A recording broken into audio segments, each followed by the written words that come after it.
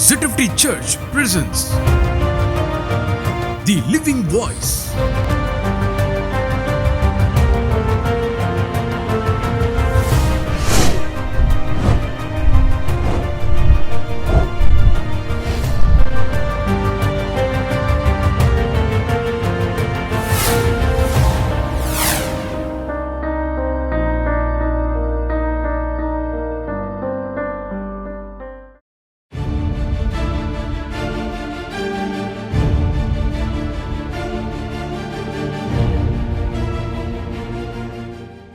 I greet you all in the precious name of our Lord and Savior Jesus Christ, and it's my joy once again to welcome you to this broadcast on the Living Voice channel.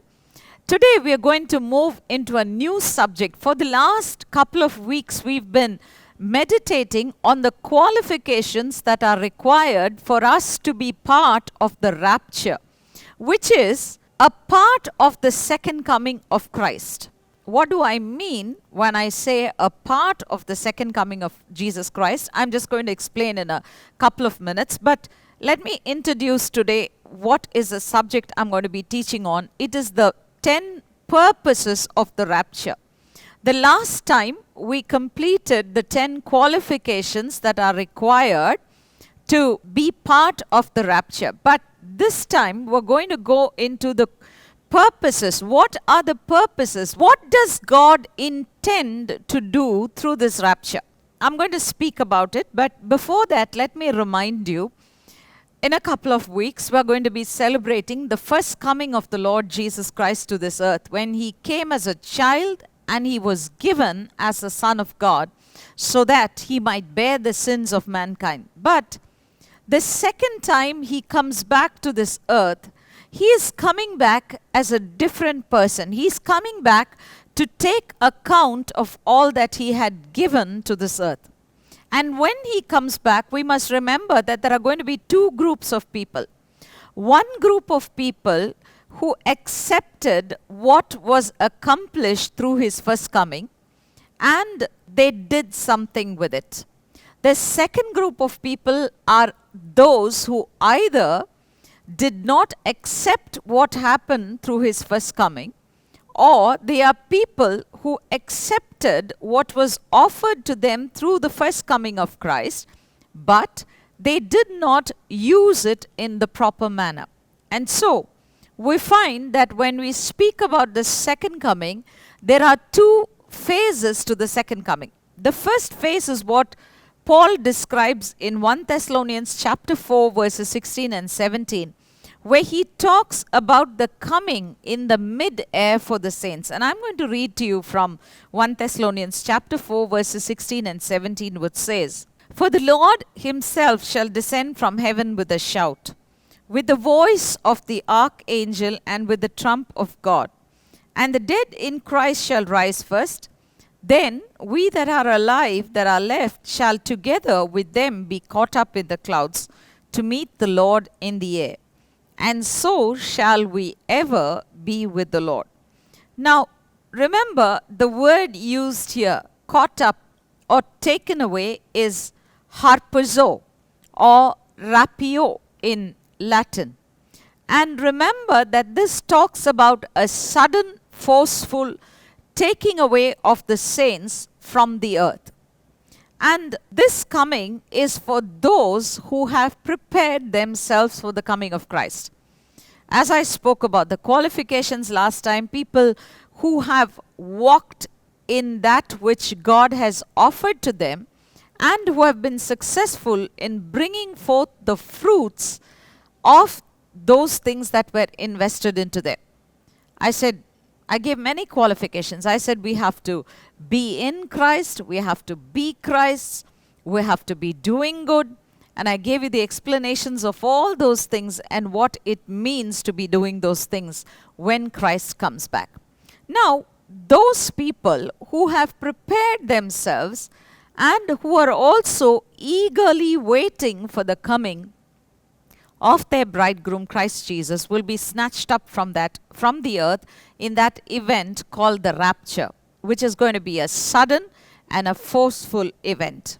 But the second phase of this coming of Christ to the earth will be something where he comes back with the very same saints that he once took away from this earth. And we read about it in Zechariah chapter 14, verses 4 and 5, where he says, "And his feet shall stand in that day upon the Mount of Olives, which is before Jerusalem on the east. And the Mount of Olives shall be cleft in the midst thereof, toward the east and toward the west. And there shall be a very great valley, and half of the mountain shall remove toward the north, and half of it toward the south. And you shall flee by the valley of my mountains, for the valley of the mountains shall reach unto Azel. Yea, ye shall flee, like as ye fled from before the earthquake in the days of Uzziah, king of Judah. And Jehovah my God shall come, and all the holy ones with him," or all the saints together with him. So remember that this is the coming of the Lord, not for the saints, but he's coming with the saints, and he's coming back to pour out his judgment upon this earth for two reasons. Either, one, for rejecting him and his work on the cross of Calvary, or for accepting his work on the cross of Calvary, but for not producing the fruits that were right unto it. So, in the last few weeks, we saw the qualifications for the rapture. Now we'll begin to meditate on the purposes for the rapture. We need to remember that the coming in the mid-air is what ensures that we will be with Christ day and night throughout eternity, and we need to be part of that coming. The next coming is the coming of judgment, where there is no reward as such there. It's just judgment and just a condemnation to the fate that we are destined to, because we have not taken hold of the things that were offered to us in Christ Jesus. So, let me begin with the purposes of the rapture today. The first purpose of the rapture is to receive the saints to himself as he promised. In 1 Thessalonians chapter 4 and verse 17 it says, "Then we that are alive that are left shall together with them be caught up in the clouds to meet the Lord in the air, and so shall we ever be with the Lord." Now, I read the verse only about those being alive, being caught up, but remember, it ends with the phrase, "and so shall we ever be with the Lord." We shall be caught up to meet him, and not only do we meet him, but therein is a union where there is no more separation. We shall no longer be separated from him. No longer are we going to know his presence, probably by feeling an anointing or by faith, believing that his presence is around us. It's not going to be like it's on the earth. Today, we worship God and we feel his presence. We have an assurance of his presence with us. But the rapture, the very purpose of the rapture, is to remove this physical separation. While he is in heaven and we are on earth, and we can sense his presence, we feel his presence, we trust that his presence is around us, yet we do not see him face to face. But when he comes back, we will see him face to face, and not only will we see him face to face, we will be forever physically present with the Lord. Remember, the Apostle Paul says to be absent from the body is to be present with the Lord. And that's just what's going to happen when he comes back. Not only are we going to see him face to face, we're going to be physically present with him for all of eternity. The promises of God are fulfilled literally when he comes back, and we look forward to the fulfillment of this process. It's such a thing of great joy. Remember that there is nothing equivalent to a person being with us. I think I can explain it very clearly in terms of today's technology and the world we live in. Some years ago, probably a decade ago, when there was no such thing as mobile phones or, video chatting or calling and things like that. A father would go away probably when his child's birthday was due, and he could not even be close to his child, or probably he could just call him over a phone and wish him and say happy birthday. But today we have the facility of video calling. We have Zoom meetings. We can, come on a video call on WhatsApp and we can see what's happening. So let's say there's a young child who's celebrating his birthday and his daddy is away on a trip. And on the day of his birthday, his daddy calls him up and says, "Son, I'm here to witness your birthday party. I'm here to wish you a happy birthday, and I'm going to see you cut your birthday cake. I'm going to be here cheering you along." And the son is quite happy about it. But if you ask the little child, "Son, what do you prefer? Would you like to have dad on a video call, seeing what's happening at your birthday party? Or would you prefer that dad was here in person?" The child would definitely say, "I prefer that dad was here in person with me." Because the presence of a person in his being or in actual person is something that gives us encouragement, strength, and confidence. There is joy in that presence.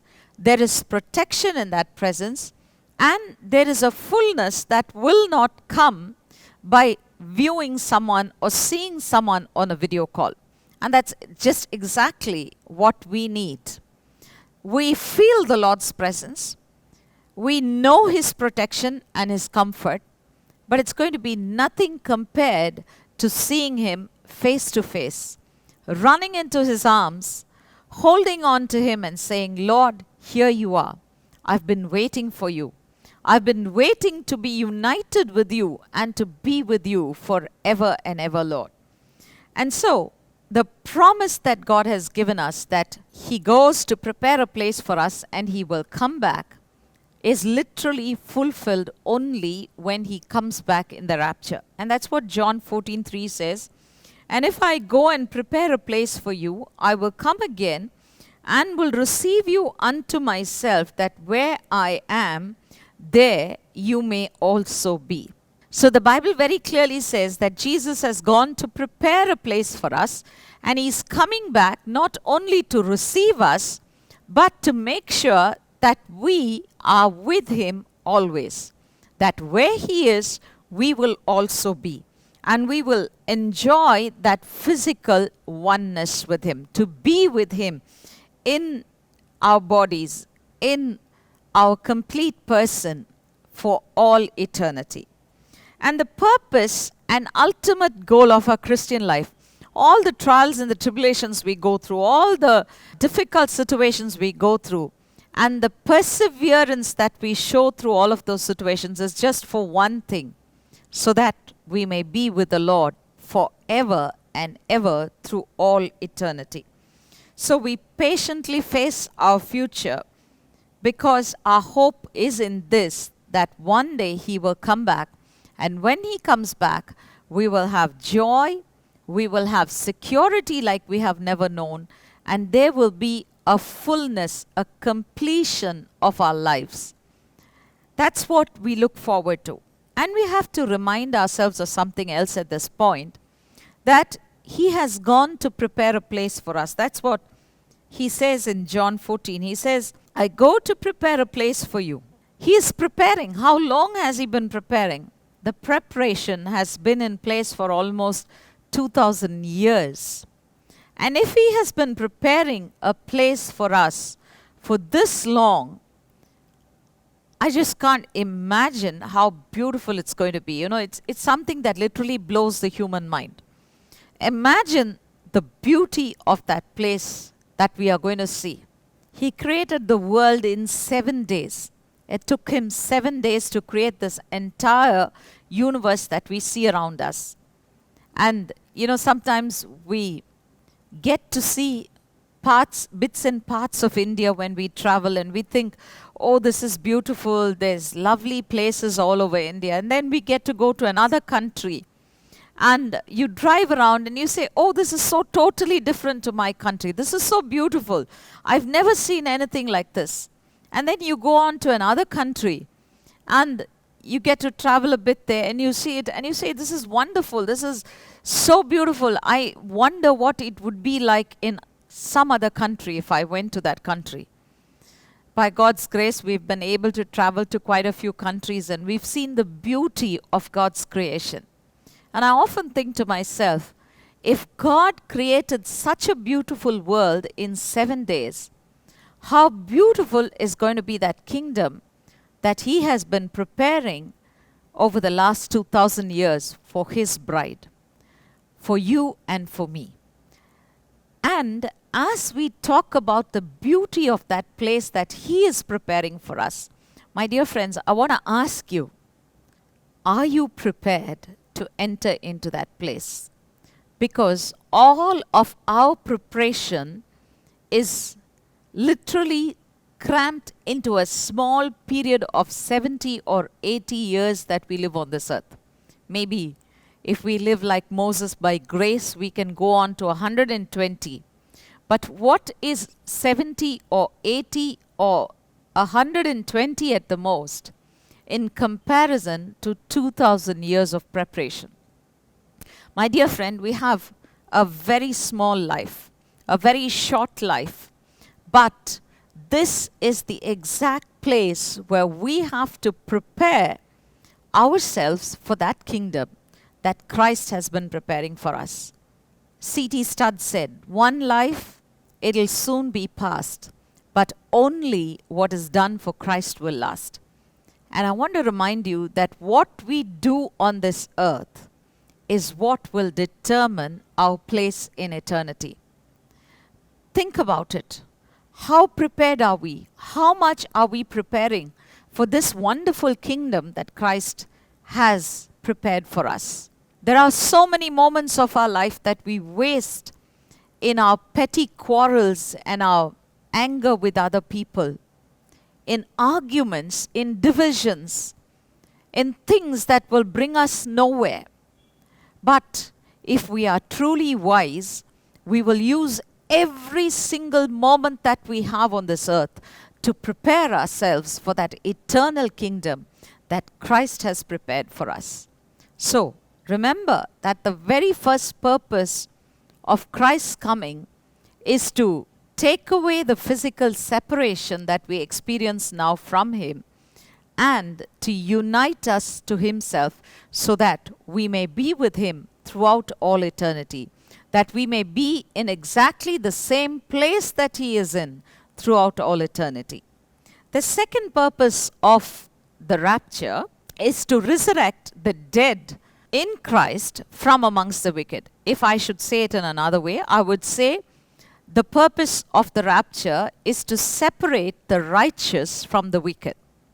And this is going to be the ultimate and the last separation that God is going to bring about. And it's going to be for all eternity. The word here to note, as I said, is the dead in Christ or the righteous.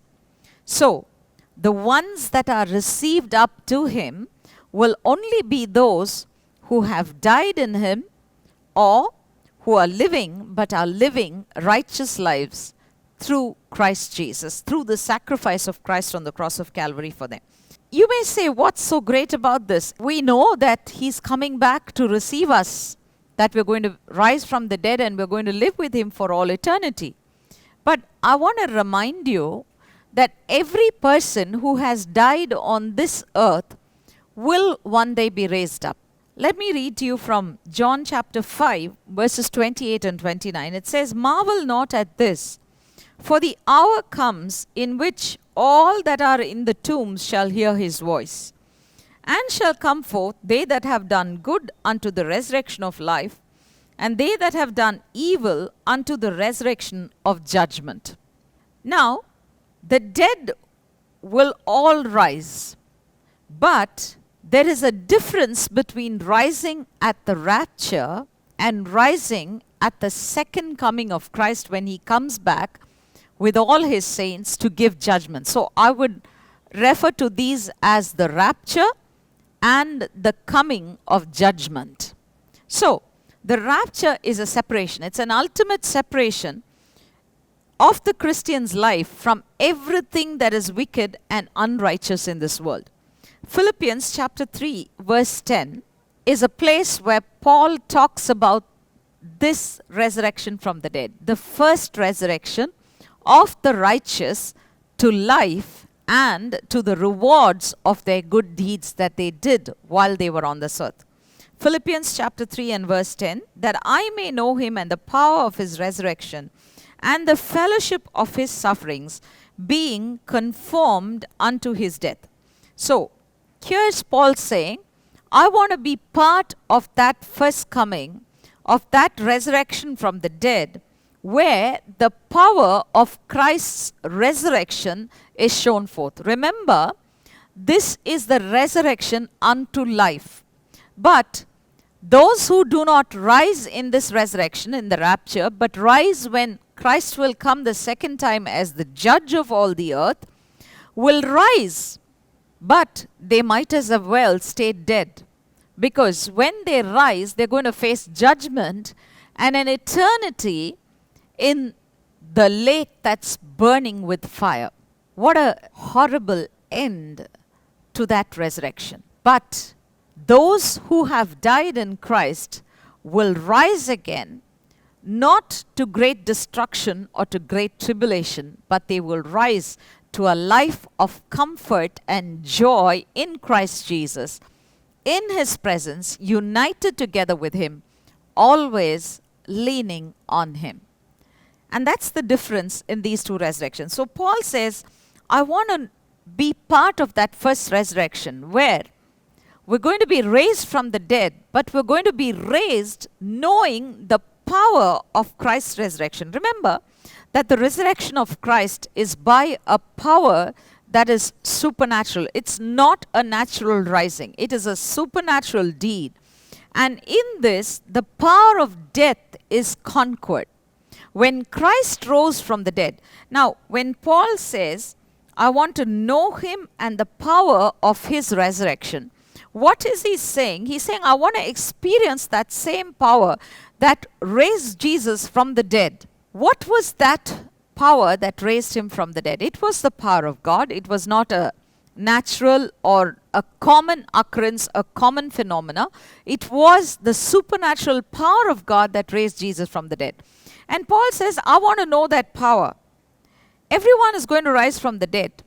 But it's only those who rise by knowing the power of Christ's resurrection are those who will rule and reign with him for all eternity.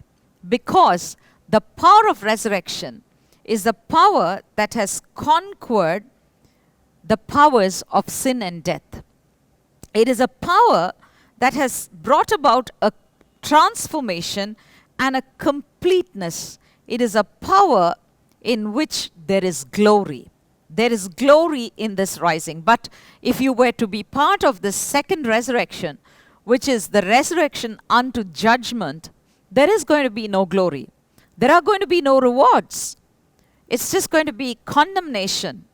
And we will be condemned if we are part of that resurrection. But when we are part of this resurrection, where we know the power that raised Christ from the dead, then we will be raised to eternal life, having conquered sin and death, and having received the authority to rule and reign with Christ throughout all eternity. Now, I want to point out from this verse that there is another very important aspect that Paul sets before us. He says, I want to know him and I want to know the power of his resurrection. But even as I want to know the power of his resurrection, I know that I must have the fellowship of his sufferings and I must be conformed to his death. So what does Paul mean? Paul means very clearly that to be part of that first resurrection, we have to go through a life that is not easy, that's not a bed of roses, but a life wherein through many trials and tribulations, we are being transformed and conformed to the image of Christ Jesus. Remember? That was the very reason that God chose you even before the foundations of the earth. We were chosen in Christ Jesus to be conformed or transformed into his very image. And that's what Paul says in Romans 8. Now, he says, I want to know the fellowship of his sufferings, and I want to be conformed to his death. Now, what does Paul mean? Does he say, take me and hang me on a cross? Does he mean that every believer who wants to experience the power of resurrection has to be crucified on a cross? No. Resurrection can happen to anyone who has died.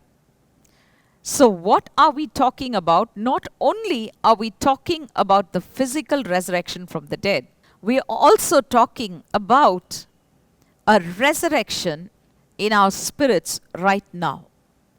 Unless we are conformed to his death right now, what do you want me to do? Do you want me to be hung on a cross? No.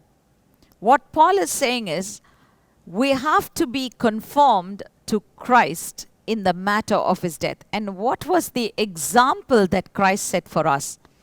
He showed us that he died to self before he died on the cross of Calvary. Before death came upon him, he had already died to self. In the Garden of Gethsemane, he says, Father, if it be your will, let this cup be taken away from me. Yet not my will, but thine be done. And throughout his life, Christ kept repeating this word, that I have come not to do my will, but to do the will of him who sent me. Remember that unless we are conformed to Christ in his death, we cannot experience the same power of resurrection that raised him from the dead. And if we must be conformed to him in his death, there must be first a death of self within us as we live on this earth. And then, when Christ comes in his glory, we will know the power of his resurrection. So, I've shared with you today the first two purposes of the rapture. As I said to you, the first thing is to remove the physical separation and to ensure that we are united to him and we live with him throughout eternity. The second fact that I pointed out to you today is that the resurrection is to bring about a permanent and eternal separation between the righteous and the wicked. The righteous, the believer, is separated from everything that is wicked and evil, and he is united to everything that is righteous and holy in the kingdom of God. Remember these two things, meditate on them. Let me pray for you before we close this broadcast. Father, in the name of Jesus, we come to you and we thank you, Father, that we were able to meditate on the first two purposes of the rapture. And Lord, even as we have meditated to you, Father, we ask that you will take away that separation through your rapture, Father. Lord, that we will be united to you, Father, that we will be able to see you face to face and to live with you throughout all eternity. And Father, I ask that you will help us to prepare faithfully throughout this short span of years that we have on this earth, Father. Even as man's life is short, Father, as your word says, it's like the grass that withers away, Father. Lord, I pray that you will give us the wisdom to count our days, as the psalmist says. Father, that we will count our days and that we will make use of them in preparing for you and for your kingdom. And Father, we also ask that you will help us to know the power of Christ's resurrection, so that we will be separated from the wicked, the evil, and Lord, that we will be able to live in eternity in your righteous and holy kingdom, O Father. And Lord, I pray that you will prepare our hearts, that you will help us to make that step of crucifying self on the cross of Calvary, of completely denying ourselves, Father, of being conformed to Christ in his death, to take up our cross and to follow him. In Jesus' mighty name we pray. Amen. Amen. God bless you. We shall meet again next week with 2 more purposes of the rapture. God bless.